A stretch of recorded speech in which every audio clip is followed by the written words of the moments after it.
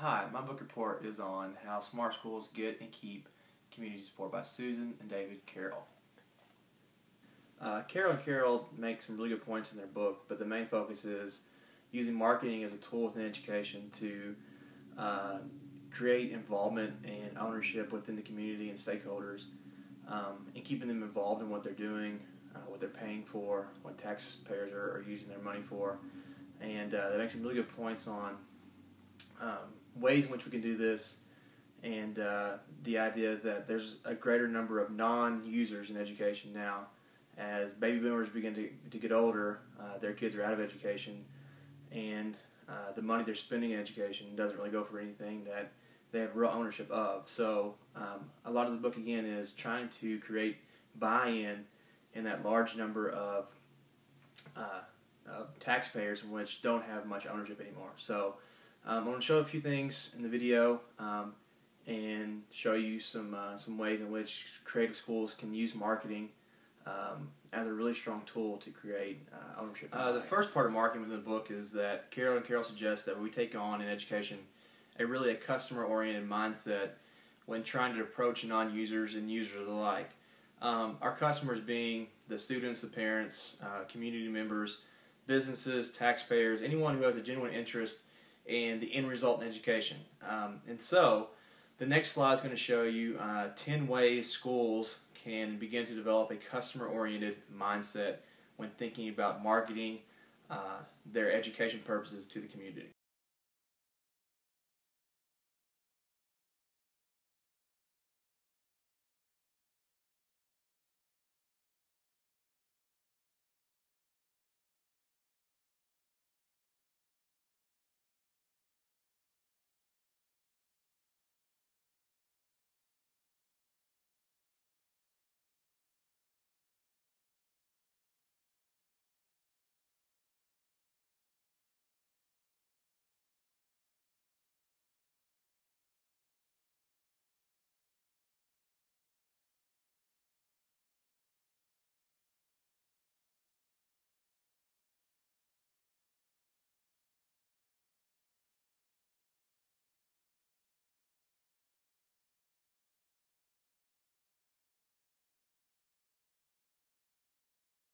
The second really big theme in Carol and Carol's book is the idea of image and the role that plays in business and the role it plays within a school and education. An image is our beliefs, attitudes, feelings, and perceptions about any given object. In this case, our object is the school, and it makes people act a certain way. So our stakeholders we have, based on that image, will act a certain way and respond in certain ways because of that. Carol and Carol also suggest in the book that an image may actually be stronger than reality because that's people's only really inside perception of the school. So if you think about it, businesses do a masterful job of creating image, at least the good ones do. Okay, so you drink a beverage because of an image of Coke or Pepsi. You drive a Ford or Chevrolet because of the image that produces. Well, in education, we can produce the same thing. If we want buy-in, we have to create a positive image for our school and create an image in which people want to be a part of. And that really does a good job of creating buy-in from the community, from businesses, from all stakeholders, students and parents alike, and creates a positive place and a positive image in which we can all be proud of to work in. The next slide provides a number of ways images are shaped within education, especially within schools.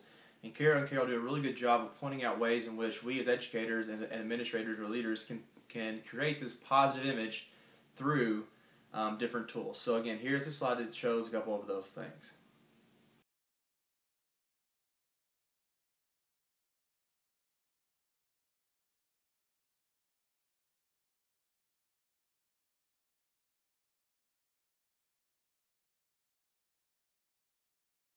When creating an image, it's very important that we can communicate that image, and that can really be a big influence on how people perceive us as a school.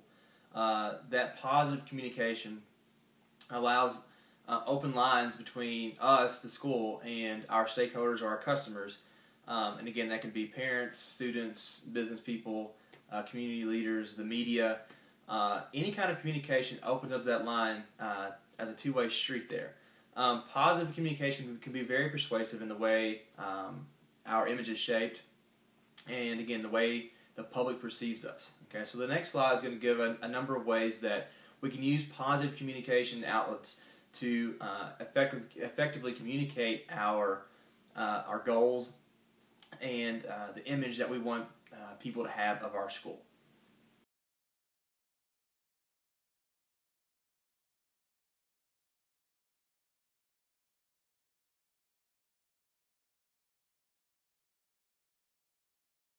In conclusion, Carol and Carol's book is really about finding every way possible to create buy-in within the community and keep that buy-in and keep community interest when thinking about the relationship with the school. So first, we need to create a customer-oriented approach when thinking about who our customers are. Again, those are customers. Our customers are parents, teachers, community members, business leaders, media, anybody who serves within that community.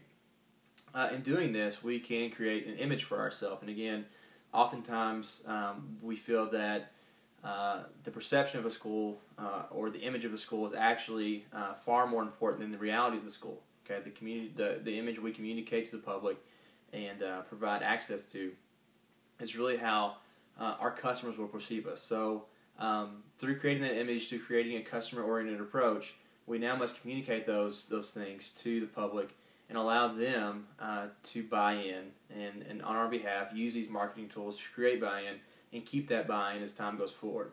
And so there are tons of ways we can relate business to schools, but this idea of marketing is really an effective tool, I believe, and obviously Carol and Carol believe, and it's something that in today's 21st century learning we can really take advantage of, and we've talked a great deal about the use of social media, this kind of stuff, as an effective way to communicate and shape our image. So with this, I hope you enjoyed this, hope you learned some different things, and it's been a very interesting piece for me, and I'm happy to have done it. I hope you enjoy this video. Thank you.